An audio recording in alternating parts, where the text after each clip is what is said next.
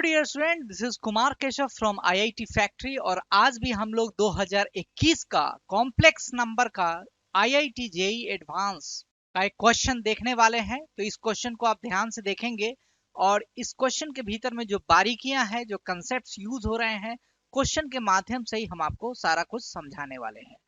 पहले देखिए क्वेश्चन में क्या कह रहा है। क्वेश्चन में कहता है for any complex number w is equal to c plus id, let argument of w belongs to minus pi to pi।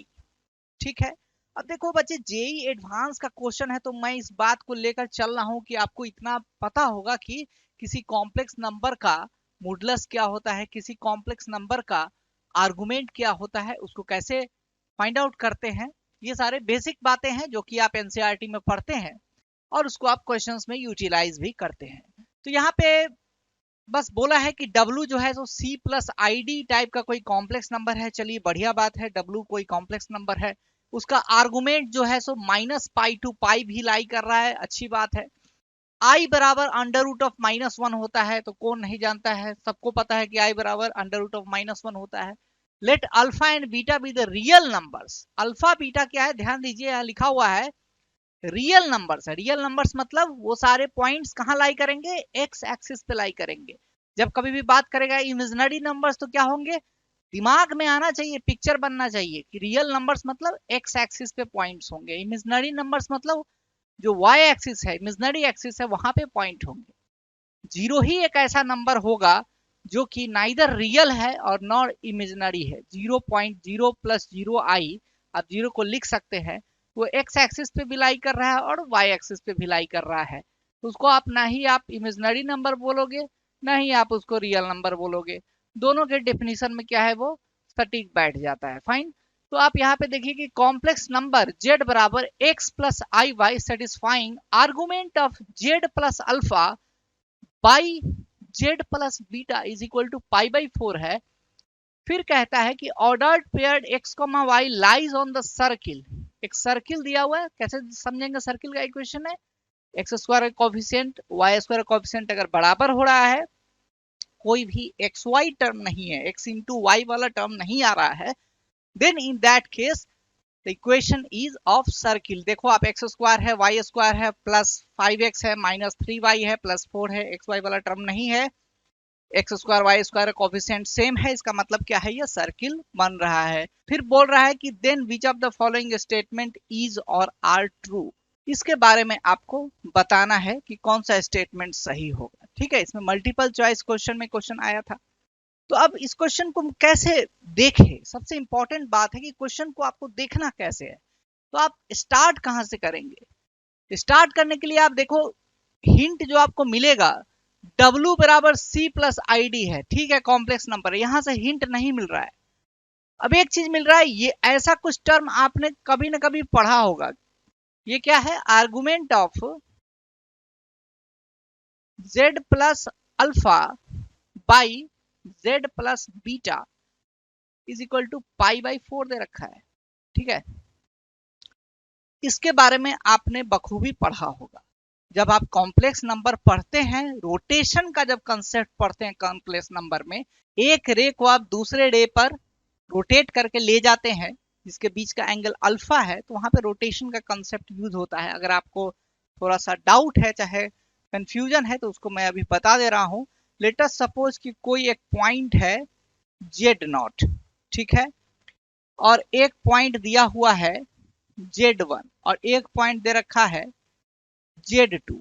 Okay, और आप ऐसे रोटेट कर रहे हैं, एंटी क्लॉकवाइज डायरेक्शन में रोटेट कर रहे हैं, और बीच का जो एंगल है that is given to be theta radian. Theta क्या लेंगे हम लोग, रेडियन में लेंगे, डिग्री में नहीं लेंगे। ठीक है, तो इस केस में आप देखते हैं क्या कि ये जो फाइनल रे जो बन रहा है, तो यहाँ पे आप लिख पाएंगे argument of Z1 minus Z0 by Z2 minus Z0, ये क्या हो जाएगा बच्चे, थीटा हो जाएगा। ये कंसेप्ट आप कहां पढ़ते हैं, ये कंसेप्ट आप पढ़ेंगे जब रोटेशन ऑफ रे पढ़ेंगे in the complex plane, in the Argand plane, फिर आपको ये चीज वहां पे सीखते हैं। ठीक है, तो मान के चल रहे हैं कि ये आपको आता है। ओके, ये की पॉइंट मान के चल रहा हूं कि आपको पता है। तो आप इसी का क्लू, इसी को एज ए क्लू लेकर आप क्वेश्चन को शुरू कर सकते हैं बनाना। कैसे बनाएंगे इसको? तो यहाँ पे दे रखा है क्या, argument of z plus alpha z plus beta upon z plus beta is equal to pi by 4 दिया हुआ है। तो आप एक पॉइंट सोचो, क्या आप ऐसे इसको लिख दो, argument of Z minus minus alpha upon Z minus minus beta, ऐसा कुछ सोच सकते हैं। अपॉन क्या हो जाएगा, ये पाई बाई 4 हो जाएगा। ओके, तो डायग्राम हम कैसे बनाएं? डायग्राम कैसे बनाएं? एक पॉइंट जेड लेना है, दूसरा पॉइंट क्या लेना है, माइनस अल्फा लेना है। ठीक है, एक पॉइंट जेड लेना है, दूसरा पॉइंट माइनस अल्फा लेना है, फिर एक पॉइंट माइनस बीटा लेना है।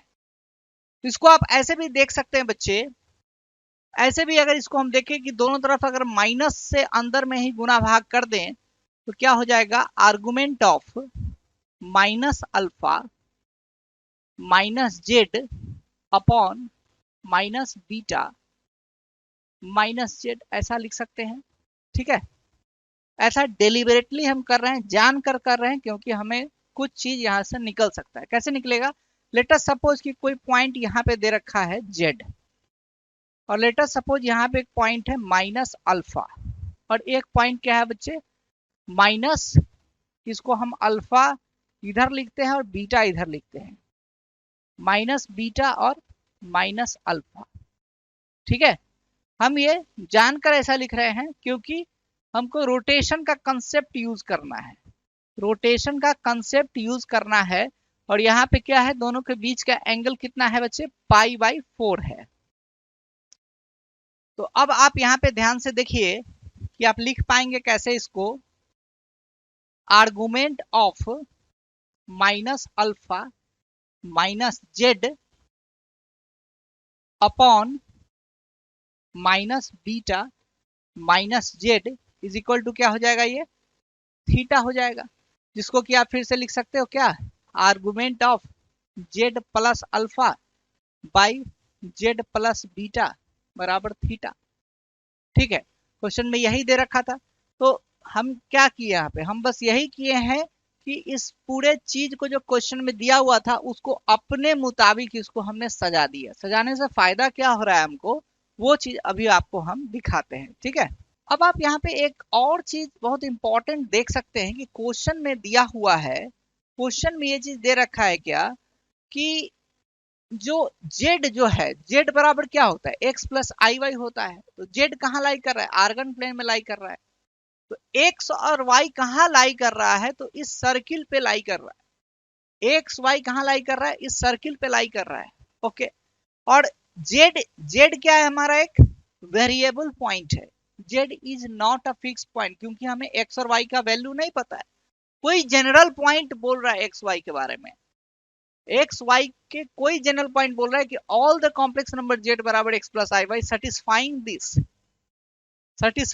This very relation. और ये कहां पे लाई कर रहा है, एक्स कॉमा वाई, तो सर्किल पे लाई कर रहा है। ठीक है, अब देखो कि अगर इस फिगर को अगर हम यहां बनाएं कि जेड है और यहाँ पे माइनस बीटा है और माइनस अल्फा है, तो इतना तो हमें पता है कि इन दोनों के बीच का एंगल क्या हो रहा है, थीटा हो रहा है।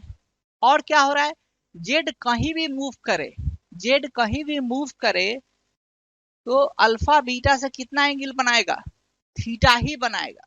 क्यों, क्योंकि इस डेफिनेशन से हमको पता है, ये वाला जो एक रिलेशन दे रखा है, इस रिलेशन को हम अपने रोटेशन ऑफ रे वाला कंसेप्ट लगा है आर्गन प्लेन में, तब हमें ये पता चल रहा है कि भाई हर जेड के लिए ऐसा होने वाला है। ये दोनों क्या है, हमारा फिक्स पॉइंट है, ये दोनों क्या है, फिक्स है, ये क्या है, फिक्स पॉइंट है, ये भी पॉइंट क्या है, हमारा फिक्स पॉइंट है। कोई अल्फा बीटा कोई कह रहा है रियल नंबर है। ठीक है, अब आप देखिए कि ये जेड जो है सो क्या कहाँ लाई कर रहा है, ये जेड एक्चुअली में लाई कर रहा है आपके सर्किल पे लाई कर रहा है। कौन सा सर्किल है, तो सर्किल का इक्वेशन दे रखा है क्या, x square plus y square plus 5x minus 3y plus 4 is equal to 0।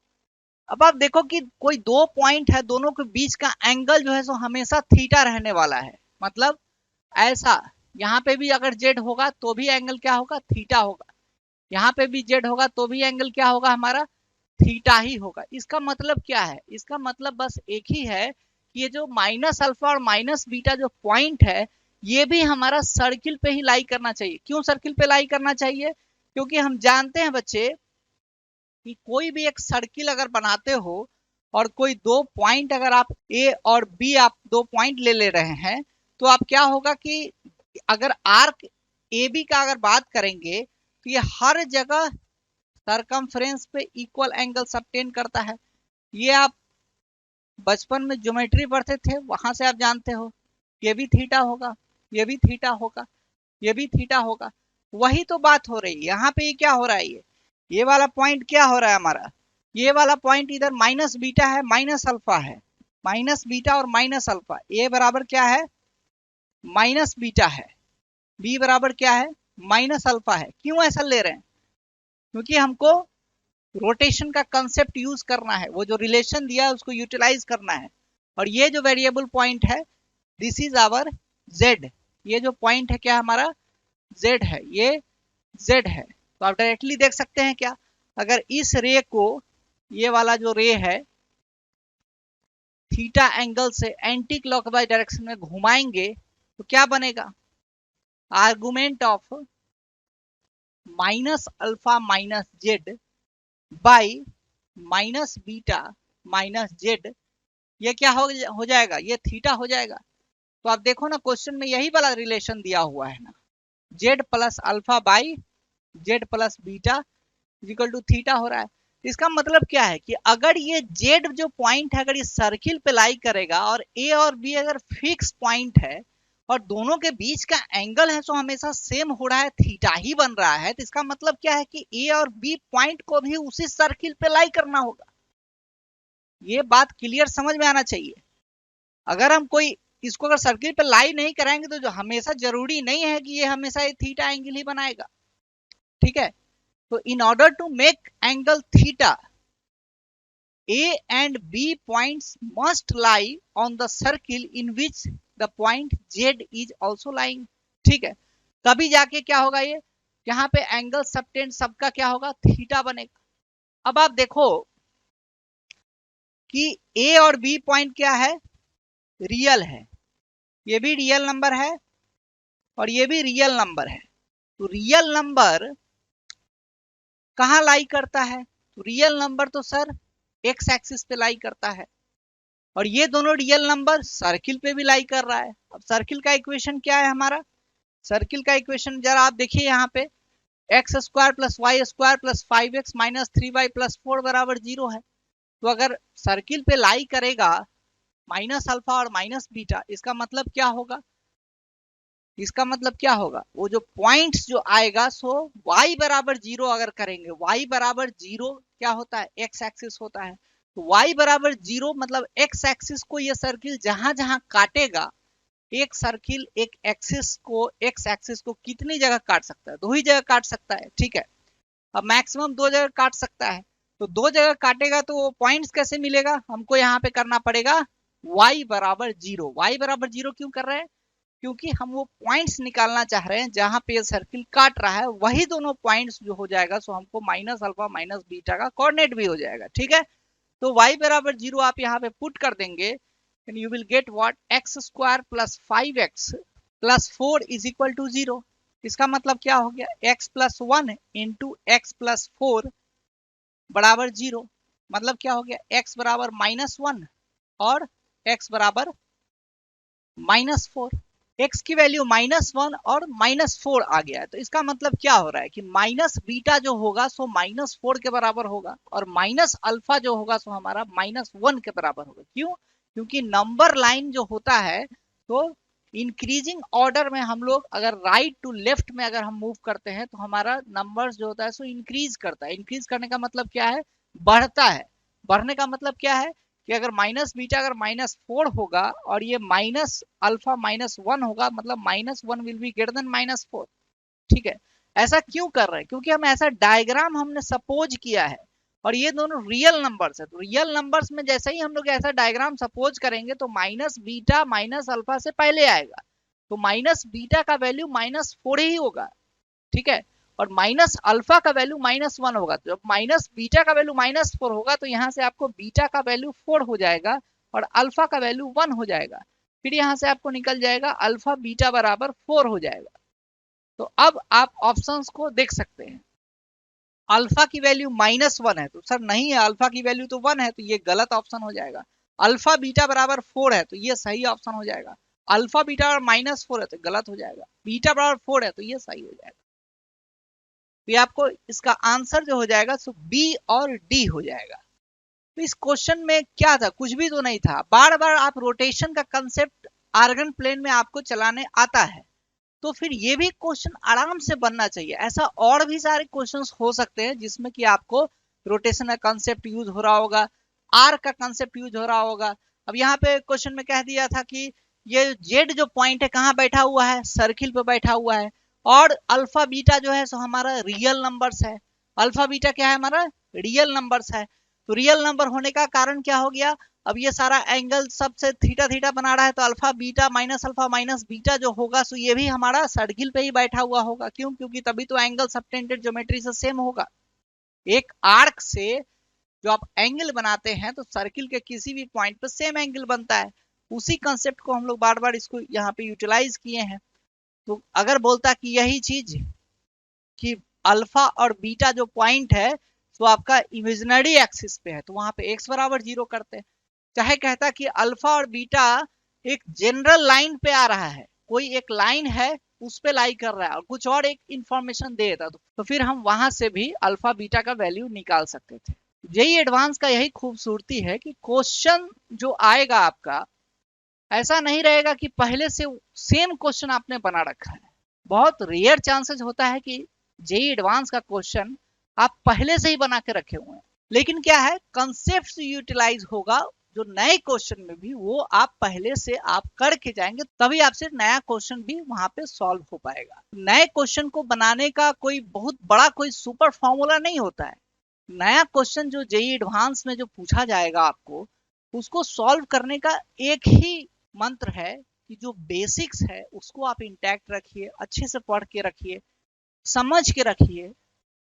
Learning से आपको क्या आउटकम मिलता है उसको आप नोट करके रखिए अपने छोटे से कॉपी में, बार बार रिवाइज कीजिए और जिस भी क्वेश्चन में आप फंसते हैं, चाहे वो जेई मेन का क्वेश्चन है चाहे जेई एडवांस का क्वेश्चन है, उसको आप बार बार बनाने की कोशिश कीजिए। नहीं समझ में आता है तो टीचर से पूछिए और अपने डाउट को जब तक आप क्लियर नहीं करेंगे, इस फेज में सबसे बड़ा एक प्रॉब्लम होता है कि आप लोग का डाउट ही रह जाता है। कहीं भी पढ़ते हो, किसी भी इंस्टीट्यूट में पढ़ते हो, लेकिन अगर आपका डाउट अगर डाउट ही रह जाता है तो फिर जेई एडवांस क्लियर करना बहुत मुश्किल बात होती है। जेई एडवांस अगर क्लियर करना है तो आपको डाउट होना ही नहीं चाहिए। जितने भी आपने टॉपिक किया है उसका सारा पीवाईक्यू एकदम टिप्स पे होना चाहिए। याद होना चाहिए कि इस वाले पेज नंबर पे ये वाला साल का क्वेश्चन दिया हुआ है और उसका सॉल्यूशन मैं बोलूँ तो आप नींद में भी उसका सॉल्यूशन आप बता सको कि हाँ इसका अप्रोच हम ऐसे करेंगे, तब जाके आप आईआईटी क्लियर करेंगे। सिर्फ हवाबाजी से आईआईटी क्लियर नहीं होता है। आईआईटी क्लियर करने के लिए आपका फोकस्ड स्टडी होना चाहिए। जो चीज पढ़े उसको ढंग से पढ़े, क्योंकि हर टॉपिक को करने से ही आईआईटी क्लियर नहीं होगा। आप 80% ऑफ द सिलेबस को भी ढंग से करते हैं, अगर आप कॉम्प्लेक्स नंबर को ढंग से कर लिए, अगर आप परमुटेशन कॉम्बिनेशन को अच्छे से कर लिए, अगर आप जो ज्योमेट्री दिया हुआ है 3 डायमेंशनल ज्योमेट्री, एनालिटिकल ज्योमेट्री, तो छोटे छोटे टॉपिक्स हैं उस पर मास्टरी करना है। कोई बहुत बड़ा टॉपिक है अगर नहीं समझ में आ रहा है तो कोई बात नहीं है।